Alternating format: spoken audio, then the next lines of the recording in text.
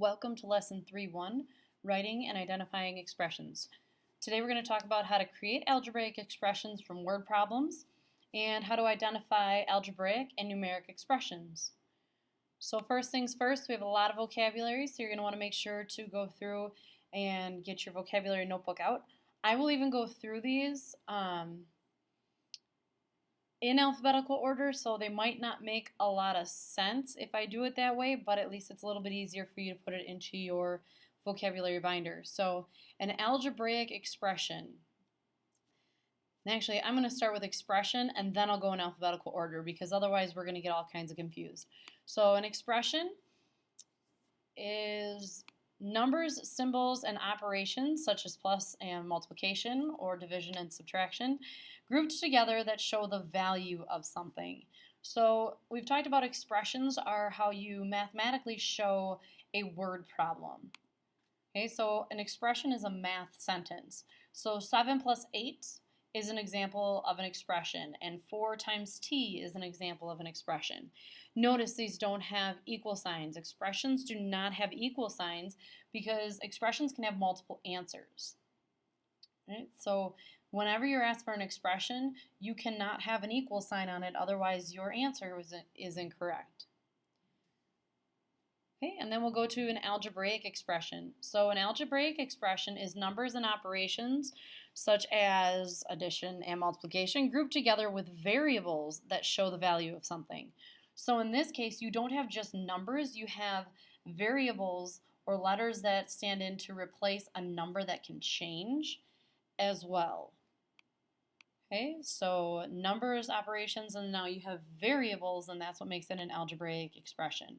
So from our example above, we had 4 times t. That would be the algebraic expression.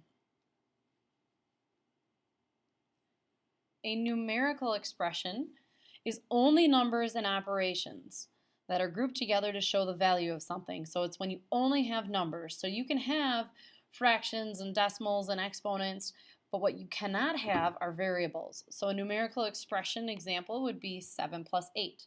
So notice I took the examples from above. These are both expressions. However, 7 plus 8 is just numbers, so that's our numerical expression. And 4 times t has a variable, so that is our algebraic expression. To help me remember, I will usually think of the fact that algebraic and alphabetic both start with alphabet start with A, and an alphabet is letters, so that helps me remember that my algebraic expression has letters in it as well.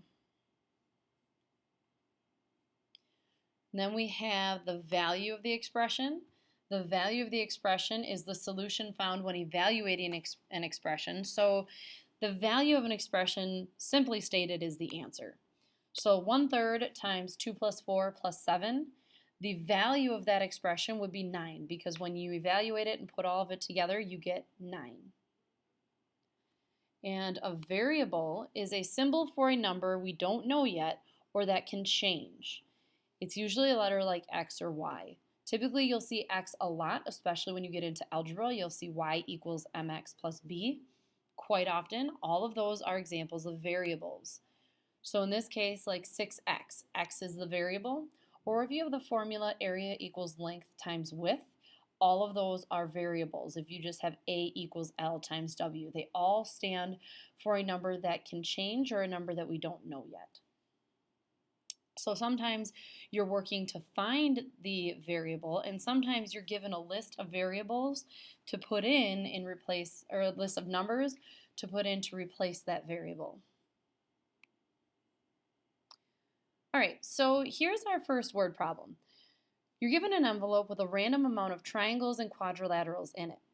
Write an expression to find the total amount of sides before knowing how many of each shape are in the bag. So what this is saying is you're given this envelope and you want to write an expression saying I can use this to figure out how many sides I'm going to have. So let's look at the important information here. First off, I'm going to highlight my question. So write an expression to find the total amount of sides before knowing how many shapes are in the bag. Okay, in this case, I don't have any important numbers that are given to me. I have to look at important words, and those important words are going to help me identify important numbers. So you're given an envelope with random amount of triangles and quadrilaterals. Well, triangles and quadrilaterals are shapes, and those are what are going to have sides. So triangles would be important, and quadrilaterals would be important. And I would even box these, because these tell us our numbers. Okay, and we'll talk about that in a little bit. Okay, but write an expression. I would say expression is important because you know that an expression cannot have an equal sign and that it's a mathematical sentence. So I'm taking my words and changing it to math. And I want to find the total amount of sides before knowing how many are in each bag. Okay, so I have to take what I know about triangles and quadrilaterals. Well, I know triangles look like this and they have 3 sides. And I know quadrilaterals has the word quad. And I know that a quadrilateral can be a square, rectangle, parallelogram, rhombus, trapezoid. It just has to have 4 sides. So I'm just going to draw a rectangle here, and I know that it's 4 sides. So since sides is what I'm looking for and I want the total amount of sides, I know that I'm going to have to use 3 and 4 somehow. And since I know that I'm looking for the total, I'm going to want to add those 2 pieces together. Well, since I don't know how many triangles I have, I know that no matter how many triangles I have, if I take that amount of triangles and multiply it by 3, that should tell me how many sides I have. So if I were to have 2 triangles, I could take 2 times 3 and get an answer of 6, so I would have 6 sides. Well, I don't know how many triangles, but I do know that the number of sides isn't going to change. That's what we call constant. So I'm going to take the 2 and replace it with a variable because that number can change. Okay, the number of triangles in each envelope can change. So I'm going to replace that with t because, well, it's a triangle, so I'm going to use t. And I'm going to take off the equal sign and the 6. And then for my quadrilaterals, it's the same idea. I know that no matter what, the shape has to have 4 sides, and no matter how many of those shapes I have, if I take that number, so I can say Q stands for how many quadrilaterals,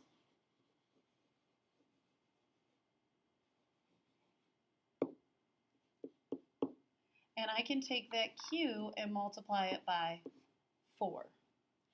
Okay, because the Q can change. The number of quadrilaterals can absolutely change. But now I need the total, so I need to take both of those and put them together. So I have to take this piece and add them together. So I can't rearrange because I can't take my triangles times 4 because that would be incorrect because triangles only have 3 sides. So I have to keep my t times 3 together, and I have to keep my q times 4 together, but I know that I want to add those 2 together. So when I open up my envelope, I can take the number of triangles and multiply by 3, and the number of quadrilaterals and multiply by 4. Other ways that you can write this, you can just do 3 times t plus 4 times q, or you can put parentheses around your t or around your q. You just need to make sure you cannot use an x. We've talked about how x is now a variable. So if you were to put an x in place of that multiplication symbol, all of a sudden that would mean t times x times 3. And that would just get way confusing because we have nothing to represent x. Okay, so now we're going to look at the next problem. Now you and a partner decide to put together your envelopes. What would the expression change to? So now you have to assume, for this problem, we are going to assume that the number of shapes in each envelope is different. So you know that you're going to put yours together, and actually, what would the expression change to? We still want an expression, and we're going to put together our envelopes. Okay, and total here should have been circled because that told us what other operation to use. All right, so I know that I have to keep my expression. I still need to do 3 times t plus 4 times q. Now, it'd be really easy to say that we just take this times 2, but if you just take this whole thing and multiply it by 2, that implies that there's the same number of triangles in every single envelope. And we said that for this problem, we are going to assume that the number is different because of the fact that up here it says random.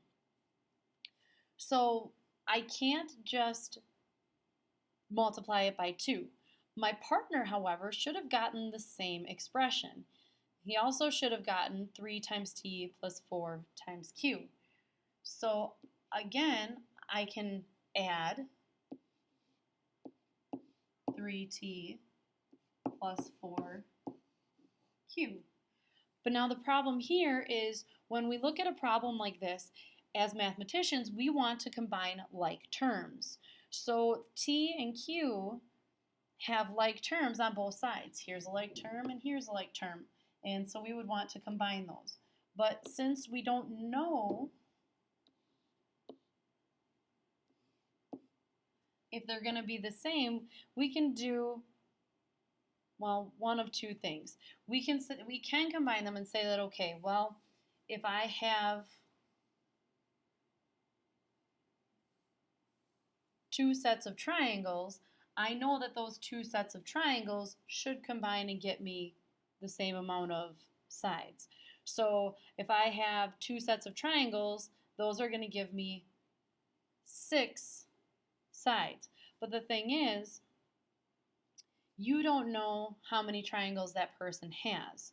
So if you wanted to just stick with your partner's expression and your expression, you could leave it at this. If you wanted to combine like terms, so now let's say that you actually dumped out the envelope and you're just counting all the triangles and all the quadrilaterals. Then it would go back to being 3t plus 4 times q because you dumped all of them together at once.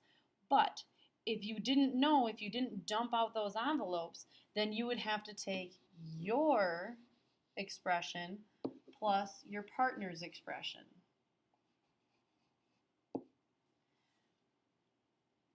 Part of what I would change is I would change the fact that the variables are the same. And the reason I would change that is because now t and q are kind of representing something else. T and q represent the triangles and quadrilaterals in your envelope. So what you might want to do is change the t in triangle to maybe the R for the next letter, okay? And then you can just put R equals partners triangles. As long as you tell me what that variable represents, it can be whatever you want it to be. So for 4, you could even make it x. There's not an x in the word quadrilateral, but as long as you tell me x equals your partner's quadrilaterals, you're fine. And like I said, the reason I would represent the partner's triangles and quadrilaterals with different variables is because of the fact that t and q go with your expression, and r and x are coming from a completely different expression and from a completely different envelope, so they actually represent different things. T and q would be your shapes, r and x would be your partner's shapes. Again, 2 separate entities. All right, and then the last part, we're going to assume that all the envelopes have the same amount of triangles for this problem. So that's really important. And assume that all envelopes have the same amounts. I'm really going to emphasize same. Okay, so now the question is, what if the whole class puts their shapes together? And now 28 is important. So you know that everybody in the class should have come up with this 3 times the number of triangles plus 4 times the number of quadrilaterals. It doesn't matter who it is or what variables they used, it should be 3 times a variable plus 4 times a different variable. Now, if everybody has the same amount, instead of adding this together 28 times, we can take it and say, okay, I want this whole thing times 28. But I have to be very careful because if I just put 28 times 3t, so if I write it like this, that doesn't take the number of quadrilaterals times 28, it only takes the number of triangles times 28. So I have to use the parentheses to make sure that I multiply both the number of triangles and the number of quadrilaterals by 28.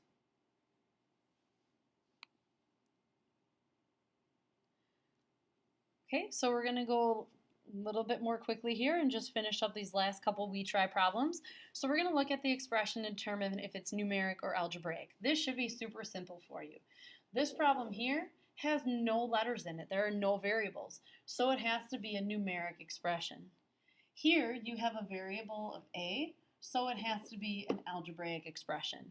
It's as simple as that. If it has a letter, it's algebraic.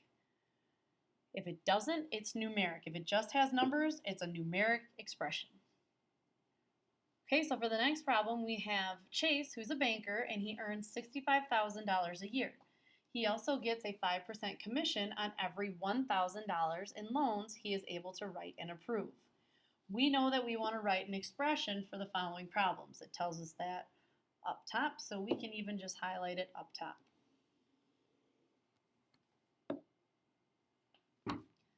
Okay, so he earns, it's important, $65,000 a year. A year would be important. He also gets a 5% commission on every $1,000 in loans that he is able to write and approve. So first off, we know no matter what, he gets $65,000 a year. So that's what he starts off with. He also is our operation word here. It tells us that we're adding to his salary. So he gets 5% commission on every $1,000 in loans he is able to approve. So this 5% is a constant. It doesn't change. But the number of thousands of dollars does change. So since this can change, this is going to be our variable. So I know that he gets, and we'll put a C for commission. So every $1,000 that Chase signs a loan for, he can put in as part of his commission. So he can take that 5%, and in order to find commission, we know we have to take 5% times the commission. But we know that we can't have it be 5%. We actually have to change it to a decimal. So this is 0 5/100 times the number of dollars, the number of thousands of dollars that he writes the loan for. So let's say he wrote a loan for $1,000. We would take 1,000 and plug it in for C, and then multiply that by 5/100, and then add it to 65,000. If he wrote a loan for $1 million, we would take that and we would multiply it by 5/10, and we would add it to 65,000. Okay. And actually, we wouldn't even take the million and multiply by 5%. We'd have to look at how many thousands he had. So, and I should say, so on every $1,000. So if he signs one for $2,050, then we would only take and put in 2,000. Right? So Mitchell works for a local bakery where he packages different baked goods. This week's orders require him to create 20 bags with the same amount of each sweet treat. He also has to include room for one thank you cake pop. Since the bakers make different amounts of cookies, brownies, and cupcakes each day, he wants to write an expression that will help determine the amount of each that he should put in a bag on any given day. So he wants to write an expression that helps him determine how many of each he should put in a bag on any day. Doesn't matter how many the bakers make, he has to make 20 bags. So some bags on one day could have 15, some days, on another day, some bags could have 5. It all depends on how many things that they make. So is it important that he works at the bakery? No. Is it important to know what we're looking for? Yes. So he wants to write an expression that will help him determine the amount that he should put in a bag on any given day. Okay, so what we're going to look at here is what else is important. So I want you to take a second and I want you to look at what might be important to know for this expression.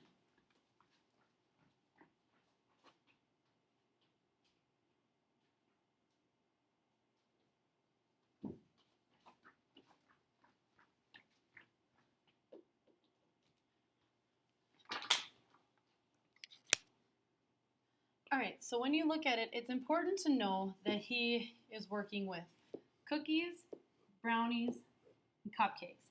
He has 3 different things that he has to put in every day. It's important that there are 20 bags. And it's also important that he needs the same amount of each sweet treat. So this isn't saying that he needs the same amount of cookies, brownies, and cupcakes. It's saying that every bag, if there are 5 bags, or there's 20 bags, each bag has to have the same amount of cookies. And then each bag has to have the same amount of brownies. So there can be 5 cookies and 10 brownies, but there can't be 5 cookies in one bag and 4 in another. So it's not that the cookies, brownies, and cupcakes have to be equal to each other. It's that the amount of cookies in each bag have to be equal to each other. And the number of brownies in each bag need to be equal to each other. And so on and so forth. He also needs to include room for 1 cake pop. So the number of cake pops isn't going to change. Again, that's our constant. So no matter what, in your bag, you're going to have plus 1 of something. Okay, so then now what we have to look at is if he has cookies, brownies, and cupcakes, we have to take that number of cookies, and since we're dividing it into bags, we know that we are actually going to divide it out. So we have to take cookies and make a variable for it. I'm going to make that C. And I have to take brownies and make a variable for it, which is B. And cupcakes, I'm going to make K, because I can. And I know that no matter how many cookies he makes, or the bakery makes, he has to take that number of cookies and he has to divide it by 20. And then he has to take the number of brownies and also divide it by 20. And the number of cupcakes and divide it by 20. So by doing this, he can figure out how many cupcakes go in each bag on any given day. Okay, so because this one says the amount of each, we stop there. You have 3 different expressions because it's not asking for the total. It's asking for the amount each. So going back, these 2 pieces aren't important to us. They become important if we change the question. So if I were to add to it, write another expression for the total,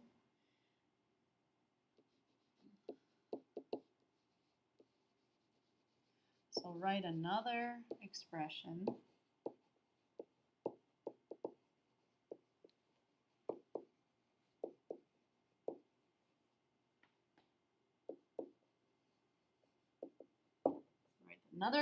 for the total treats in each bag. So these answer part 1. Oops. Let's highlight that. Now, if I want to know how many treats are going to go into each bag, now I'm actually going to add those pieces. So that's where the include and the 1 and then total come into play. So I would take my cookies divided by 20, and whatever that is, I would add it to my brownies divided by 20 because that tells me how many are going in each bag. And then I would take that, I'm running out of room here, I'll just erase and move it down, plus the brownies divided by 20, and I would add my cupcakes divided by 20, and then I also have to include that extra cake pop, so then I just add 1. I'm not dividing that cake pop into 20 though, because I'm just sending 1 to each customer, and I'm just sending 1 in each bag. So this would tell me, so since the cookies divided by 20 tells me how many will go in each bag each day, I can take that number and add it to my number of brownies by doing the same thing, and my number of cupcakes by doing the same thing and adding 1. This starts to get tricky. You have to read very carefully. You'll notice before I jumped ahead of myself and said that include and 1 were important. I forgot for this first question, it was only asking for any given day. It wasn't asking for the total. It was only asking for the number of treats. So make sure you're going careful because it's going slow because it's very easy to get yourself tripped up. Okay, and then you just have a couple of you-try problems. So you're going to determine if it's algebraic or numeric. And then you're going to write an expression for the problem that's given below. And you're going to write an expression that would help anyone determine how much money they would spend on pumpkins at the pumpkin farm. Okay, so make sure that you're using your cubes, your circling, underlining, highlighting, boxing important numbers, eliminating unimportant information, and then you do not need to solve for this one. So you're not actually trying to figure out how much money somebody's spending. You're trying to write an expression where if you were to stand at the gate, you could hand it to people and say, here, this is how you can figure out how much money you're going to spend before you get to the register. Right? So as always, if you have any questions, make sure to write them down or email me so we can go over them in class.